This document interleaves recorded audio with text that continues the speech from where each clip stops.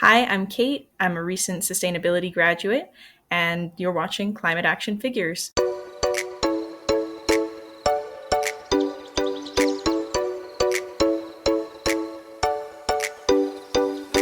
Hello, and welcome to this week's edition of Climate Action Figures. My name, as always, is John Whiddon, and this week on the show, you get to meet Kate.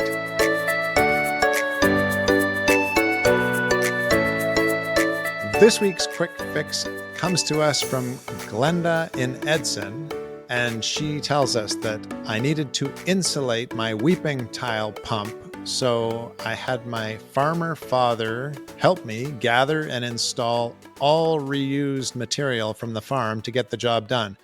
We used a frame from an old freezer, we used some old baler twine, and S-hooks from dead tarp straps. So, well done, Glenda from Edson. Thanks for sharing that with us, and welcome, Kate.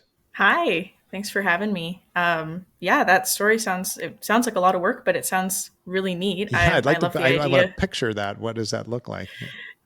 Yeah, I love the idea of reusing stuff and things that you already have. And but yeah, I'm curious about. I don't know what a weeping tile is, so I'd be curious to Good know. question. Weeping tile. I know this because I've adjusted the weeping tile in a house before. It's like a pipe that's at the base of your foundation, surrounded by gravel, usually that allows the water to go into the pipe and drain away from your house, so you don't get flooding in your basement. Okay. So the pump that would pump the water out of there, they needed to insulate that and used all that material for that. Very interesting story. Very So, cool. Kate, when we talked first about you being on the program last year, you were in post secondary, finishing up your program, I believe. Is that right? Yes, that's right. So, yeah, to give you a little idea of what it was, the program is called Sustainable Innovation, and it's at Medicine Hat College.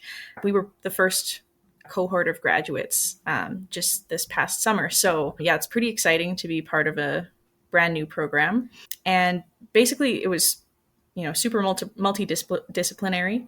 It covered a lot of things from kind of business and entrepreneurship all the way to kind of learning about ecosystem science, doing like data mapping, things like that. It kind of prepares you for a lot of different avenues. And a lot of us went very different avenues. So, when you look back on that program, Kate, was there something that was really the most amazing thing you learned, or a couple of things that you want to share with us?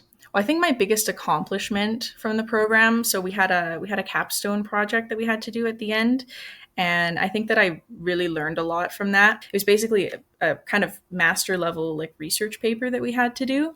And it was all kind of self guided. So it was something that we were passionate about that we wanted to research. And I chose water conservation here in Medicine Hat because the idea that conserving water is very important and is going to be more important in years to come. And so what I wanted to do is kind of research how people were kind of responding to the like restrictions. I wanted to see how much water people were actually using, things like that. So it was kind of this really cool project where I had my primary research. So I did like surveys and stuff. And then I also had one of the science instructors, actually, he really helped me out and got me some data because I was figuring out rainwater harvesting. I was figuring out statistics for that and like how much money it could save you on your water bill and things like that. So I think it was just a really cool opportunity to showcase some of the things that we've learned throughout the program and also our own interests. So that was Right, really fun. right. This makes me think of a question that you're the perfect one to answer. Often I've watched people in my neighborhood using tons of water. It's running down the street, and I think we need to charge more for our water. But water being what it is, such an Mm-hmm. essential part of our lives, we can't necessarily charge for that. But I mean, if we charged a small amount, would that be a good solution, so that people don't just waste tons of water all the time? Well, I was talking to that science instructor about this because he's very passionate about rainwater harvesting too, and he basically said something along those lines about that you have to kind of make it difficult in a way for people to continue doing the bad habit or whatever.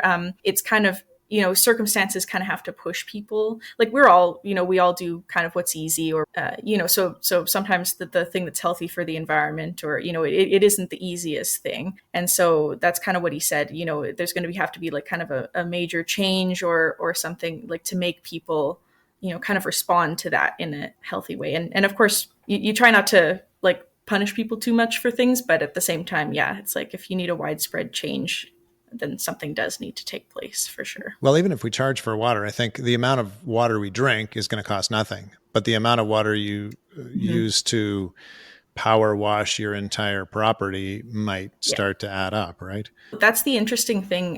When I was doing my research, it seems, well, like the outdoor water usage is kind of, I would say, like the most policed. They give you kind of tips and tricks that you can do inside your home, like, only run your dishwasher when it's full, and, things like that. But I think outside water usage, and that's kind of what I was focusing on, because rainwater harvesting, there is a way that you can make the water potable, like that you can use for like consumption and stuff. But I was just focusing on just like collecting it straight and then using it like on your yard and things like that. You'd be surprised how many gallons of water that you could save just from implementing those. And I think especially for outdoor applications, it would really help, because it doesn't matter. Like, you don't have to treat the water. It doesn't have to be all fancy. You can just kind of hook a hose up to it and use it for your plants and gardens, right? Well, that's fascinating. Yeah. Now, Kate, this program was very interesting to you. And then where has it led from there? Well, during my studies, I had quite a few really nice like opportunities to kind of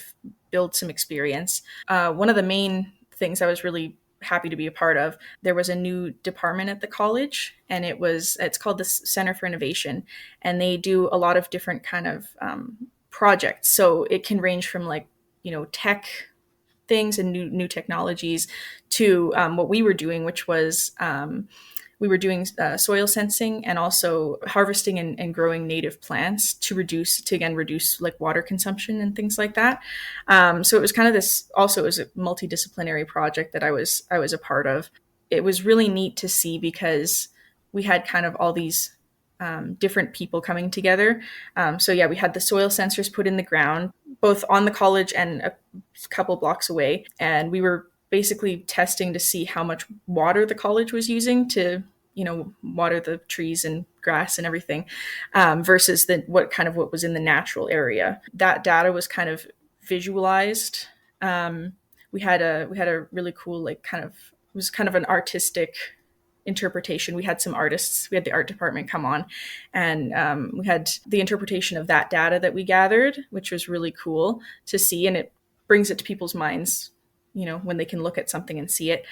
It was a theme about trees too, and trees and togetherness, and kind of that connection to nature. So they did a whole like art installation about that as well.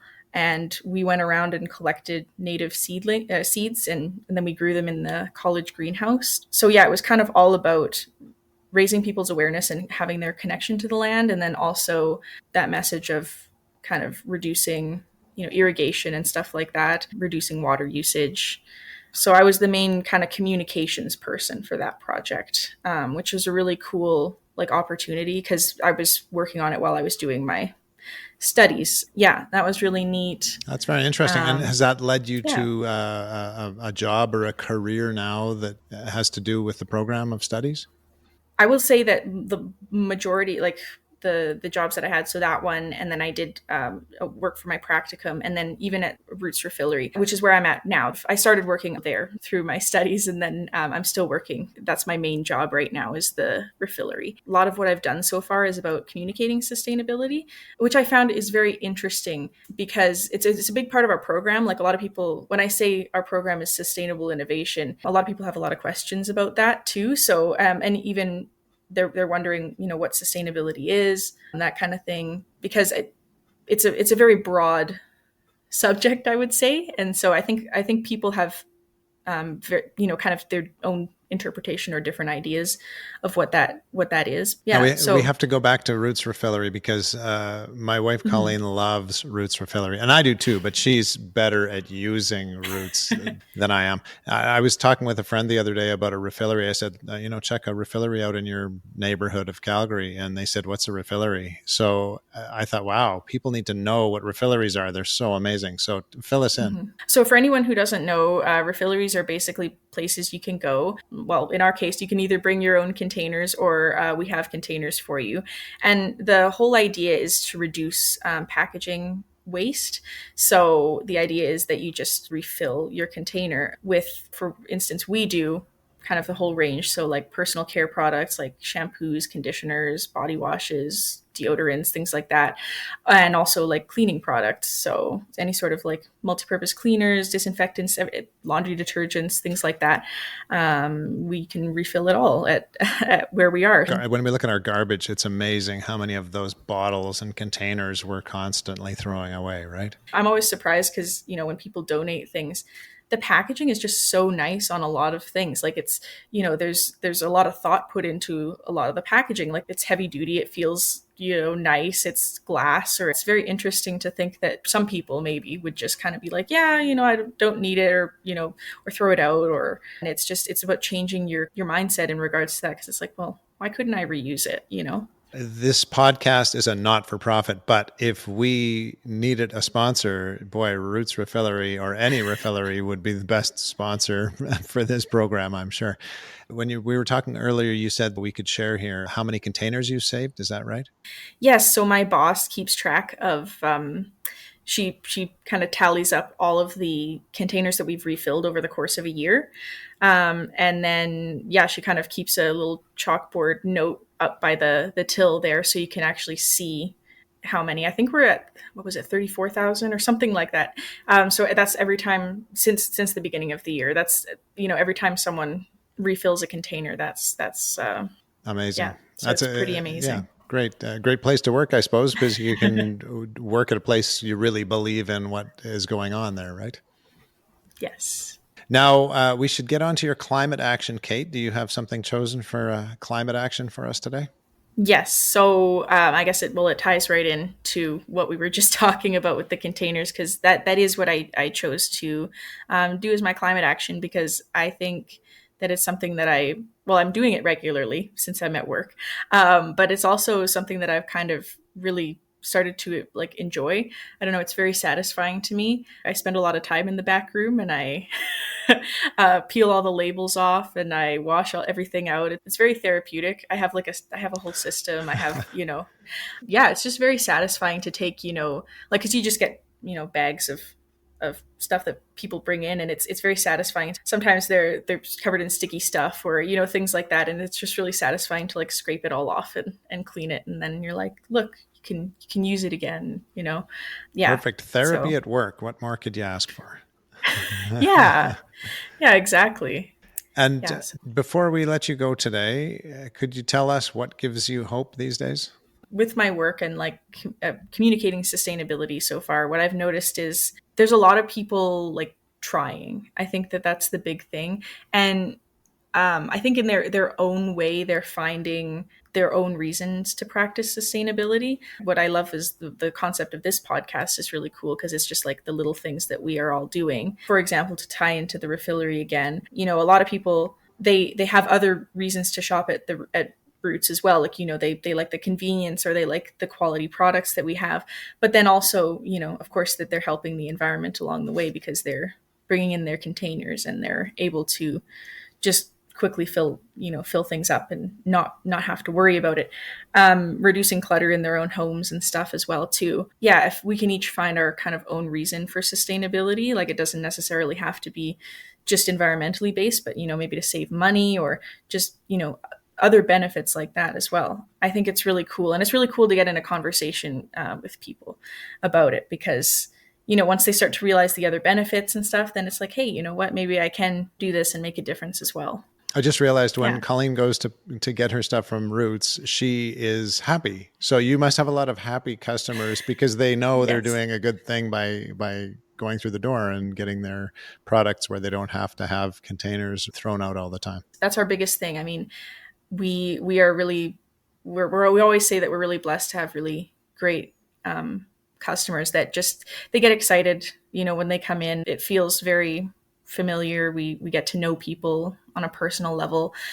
And yeah, and a lot of our new customers are come in because of word of mouth, because their friend or their family member told them about us. It's really cool. And we're always growing. Shout out to refilleries everywhere for doing the good thing. So thanks for sharing that. And thanks so much for joining us today, Kate. Well, thanks so much for having me. I was really happy to be a part of this. And thank you, dear listener, for joining us. I think you will agree that it is interesting and inspirational to hear these kinds of stories of young people taking action. And you have a part in that. Let us know about a young person who is inspiring you in some small or huge way, and we'll try to get them on Climate Action Figures. And as usual, we will be back again next week, same time, same place, to hear from another Climate Action Figure. Until then... go figures. I remembered. Took a minute. This has been Climate Action Figures. Our show is produced and hosted by John Whidden. Our creative consultant is Kayla McIntosh. Our theme song is Hawaii Vacation by Tavari. You can find us on Instagram, Facebook, and YouTube at Climate Action Figures. That's all one word. And if you have any other questions or comments that arose from this or any episode, feel free to reach out to us at climateactionfigures@gmail.com. And thank you for listening. We'll be back next week with another Climate Action Figure.